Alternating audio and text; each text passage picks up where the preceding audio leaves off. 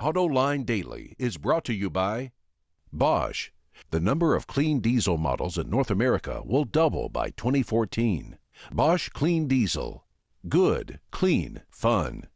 Bridgestone. Your journey, our passion. And by Dow Automotive Systems.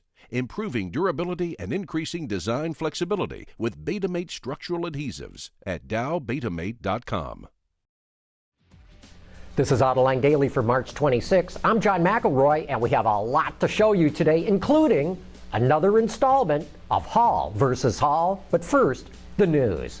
Fisker Motors is scrambling to find more money. Last month, the U.S. Department of Energy refused to release more funds to the company as part of a previously agreed-upon loan. So now, Bloomberg reports, Fisker is trying to raise $100 million through private equity. But that could prove to be harder than it would have been just a few months ago. The fledgling startup is running into a number of problems, including an embarrassing story that hit the headlines when one of its cars broke down while undergoing tests by Consumer Reports. Recently, a number of electric car startup companies have folded up as government money dried up. So let this be a lesson for anyone else trying to break into the automotive business. If your business plan is predicated upon getting government subsidies, then you really don't have much of a business plan. Now that General Motors is buying part of Peugeot, the French automaker is slamming on the brakes when it comes to spending money. It stopped development of a dual-clutch transmission and of at least 4 new vehicle platforms, the Wall Street Journal reports. PSA wants to see how it can get GM to split the cost. The two companies are looking for $2 billion in combined annual savings, but GM better hope that PSA can quickly get its financial house back in order, because the last thing it needs as it struggles to turn its European operations around is a partner that cannot turn a profit. Meanwhile, Ward's reports that Peugeot is banking heavily on its new B-Class car, the 208, to run up the sales charts. But the B-Class segment in Europe is facing a ferocious pricing war where most automakers are not making any money on those cars. Peugeot says if the 208 hits its sales targets, 3 of its assembly plants will be back in the black.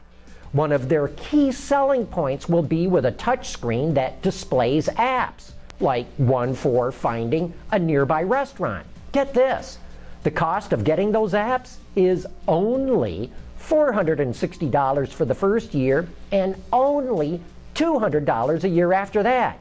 Please, don't any of you out there tell Peugeot that you can get apps for free on your smartphone. I think that would ruin their day. Ford is out in front of most automakers with its social media efforts, and it has integrated its products into TV shows like American Idol. But with its most recent effort, the company is producing an hour-long reality series called Escape Routes, featuring the 2013 Escape. 6 episodes of the show will air on NBC starting this Saturday, and like any other reality show, teams will have to complete a series of challenges for a chance to win $100,000 and 2 new escapes. Ford won't say how much it spent on this, but it's way more expensive than a traditional ad campaign. Even so, Ford's top marketer, Jim Farley, is a true believer in audience engagement, and that's what this is all about. Dodge announced it will enter the Global RallyCross Championship Series with a rally version of the Dart and driven by 4-time Rally America champion Travis Pastrana. The car is powered by a purpose-built 2-liter turbocharged 4-cylinder that cranks out 600 horsepower and 550 pound-feet of torque. If you ask me, this is a very smart way for Dodge to reach out to a new generation of buyers. Coming up next, it's time for another installment of Hall versus Hall. Clean diesel models in North America will double by 2014. Why? Higher take rates, lower cost of ownership, longer range and better fuel mileage, lower CO2 emissions. Clean diesel, good, economical, functional. Bosch, invented for life. Bob and Jim Hall are some of our most favorite people in the business. Jim is with 2953 Analytics, and Bob is an automotive designer.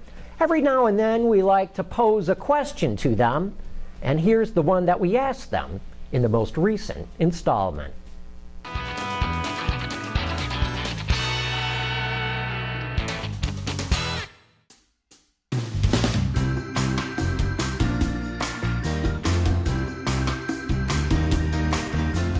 Excuse me a minute.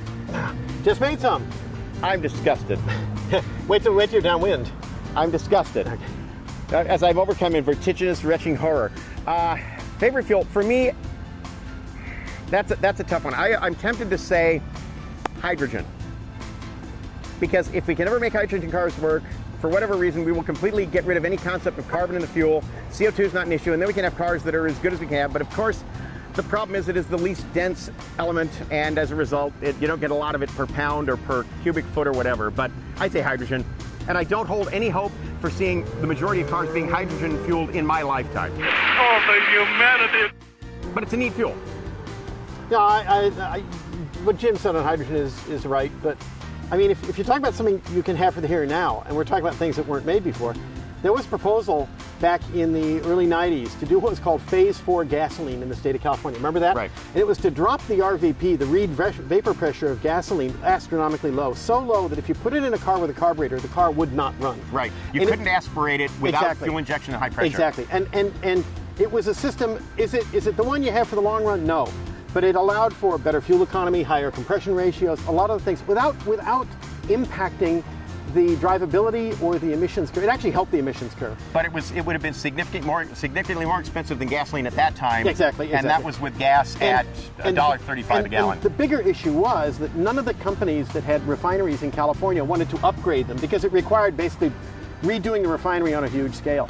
But when it was put forward, a lot of car companies liked it, because the car company viewpoint, when I was at Mazda, the viewpoint we had was, we've done a hell of a lot on our side with emissions. Why can't the guys supplying the fuel now come at least up to our level? It's easy because the oil companies have a much more effective lobbying campaign. Yeah, And that's why onboard vapor recovery ended up on the cars instead of at the pump. Exactly.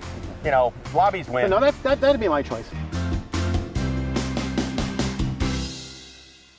Boy, I really do enjoy that Jim and Bob show. Very informative and entertaining. And don't worry, we will have more Hall versus Hall in future shows.